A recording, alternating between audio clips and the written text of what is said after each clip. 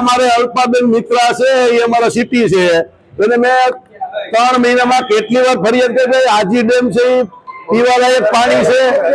એમાં કપડા લોકો ધોવે છે ગાડીઓ લોકો ધોવે છે એનો તાત્કાલિક રસ્તા બંધ કરીને એનો કઈક નિર્ણય કર્યો સિક્યુરિટી રાખી લ્યો તો તમે કઈ કરતા જ નથી એમ ન હાલે એટલે હું એને 2 શબ્દો કહેતો હતો તમે સાંભળી ગયા તમે જવાબ લીધો તમને મારો જવાબ છે એમણે કઈ જવાબ જ ન આપ્યો આ કે જવાબ નથી આપતા પદાધિકારી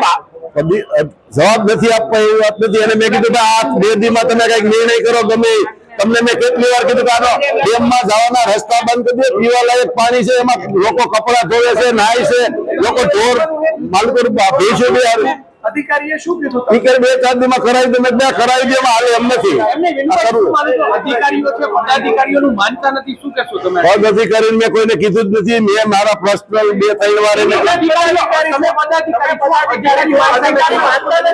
એ તો પેટ નો કીધો ને 3 મહિના મેં 5 વાર કીધું પેટ નો કીધો ને એને કોઈ ના પડ્યું નથી કર્યો પેટ નો કીધું ને આજી ડેમ લોકોને પીવા લાયક પાણી આવે છે આ પ્રશ્ન અહીં છે એટલે મારી રજૂઆત હતી તેને કરવું પડે ને પાણી પીવા લાયક છે લોકો ત્યાં શૌચક્રિયા પણ કરતા હોય છે આ પાણી લોકો પીવે છે આપા પીવે છે તો ભાઈ અલ્પાબેન મિત્રને એ જ કીધું તમે એવું કામ નિર્ણય નથી લેતા ભાઈ નિર્ણય તો લેવો પડે ને એક પછી ગમે તો એને લેવો જ નિર્ણય મેં 3 મહિના 10 વાર એને કીધું લોકો વાહન ધોવે છે કપડા ધોવે છે લોકો નાય છે એને મેં કીધું આના રસ્તા બંધ કરો સિક્યુરિટી કા રાખો આનું કઈક કરો અધિકારીઓ કોઈને કહેવામાં નથી શું કહેશો એને ખબર હોય ને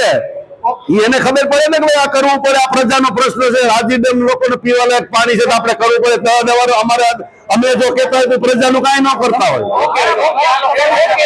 વિનુભાઈ દવા અમારા ભારતીય જનતા પાર્ટીના સિનિયર કોર્પોરેટર છે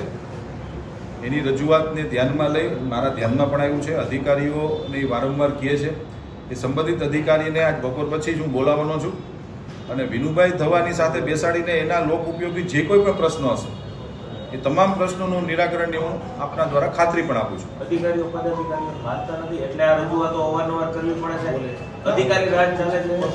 બિલકુલ અધિકારી રાજ નો ચાલે લોકશાહીમાં હંમેશા ચૂંટાયેલો જનપ્રતિનિધિઓ એ કાર્ય કરતા હોય છે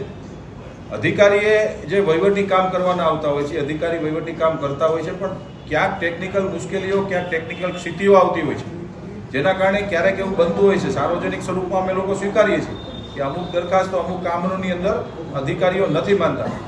પણ જે નથી માનતા એની એ અધિકારી યારે બેસીને ક્યાંક એને સાંભળવા પડતા હોય ક્યારેક ટેકનિકલી એ સાચા પણ હોઈ શકે છે એવું નથી કે એ રોંગ હોય એમ અમારા પદાધિકારી કે અમારા ચૂંટાયેલા જનપ્રતિનિધિ પણ સાચા હોઈ શકે એટલે આવી નાની મોટી વિસંગતતાઓને દૂર કરવા માટે અમે લોકો કાયમી અધિકારી અને સભ્યશ્રીઓને અમે લોકો બેસાડતા હોય છે ને એના કામનું નિરાકરણ કરતા હોય છે